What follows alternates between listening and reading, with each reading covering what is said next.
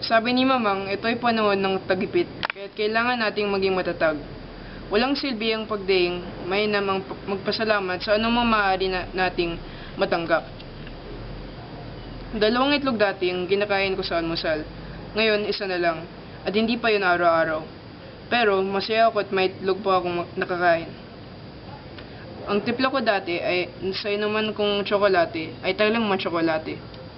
May tatlong nag-uumapaw na kutsara ng pulbos na tsokolate. Ngayon, isang kutsara lang ang maaari kada timpla ng inumin. At hindi rin yun araw-araw. Pero, masaya ako at mayroon pa akong tsokolating naiinom. Kinakain kong mga itlog ngayon ng dahan-dahan. At iniinom ko ang tsokolate ng mas mabagal.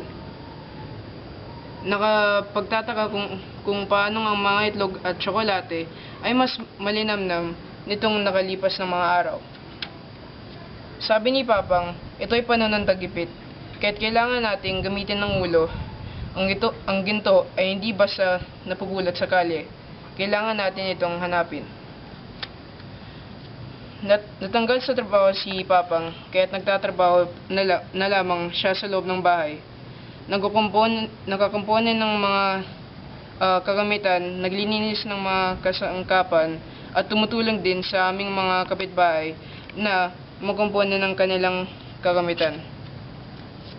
Pag-uwi ni Mamang galing sa trabaho, ang mga paa niya ay tinataas ni Papang sa sopa. Habang minamasahe ni Papang ang mga paa ni Mamang, dinadalhan namin si Mamang ng tubig na nagyelo sa lamig at kaunting puto para sa kainin. Namamasyal kami sa mall tuwing Sabado o Linggo. Ngayon, nasa bahay na lang kami at nagdodrawing o tumutugtog ng gitara o nakikipagsayaw kay Mamang o naghahalaman kasama ni Papang. Birthday ni Mamang ngayon. Dahil hindi kami makabili ng mga regalo para sa kanya, iginawa na lang namin siya ng regalo.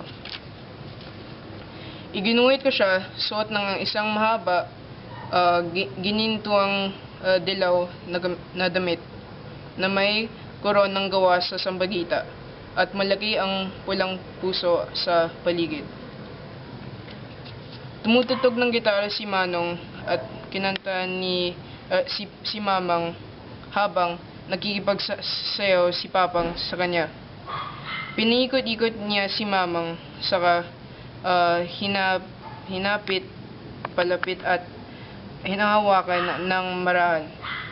Habang tangan ni Mamang ang bungkos ng sampagita na ibigay ni Papang mula sa maliit niyang taniman. Kumatok si Tia Gracia, ang aming kapitbahay, para pasalamatan si Papang sa pagkukumpone ng mga kandado niya sa tindahan. Mayroon din siyang mga bit-bit para sa amin, isang birthday cake para kay Mamang, isang malaking pakete ng inong tsokolate, at maniniwala ka ba, 2 dosenang itlog. Araw-araw, ganun ang nangyayari. Mga kapitbahay na humihingi ng tulong sa pagkukumpone ng kanilang mga gamit at ang mga kapitbahay na bumabalik, nagbibigay ng mga bagay na kulang kami. Araw-araw, ganun ang nangyayari sa amin. Natutuklasan ang kabutihan sa mga bagay na meron kami. Nagpapasalamat sa aming mga biyaya at nagbabahagi ng kabutihan sa kapwa. Di nagtagal, lumipas ang panahong tagipit, nakakita si Papang ng trabahong mas maayos ang kita. Ngayon, nagkukumpone na siya ng mga gamit ng ibang tao sa sariling naming talyer.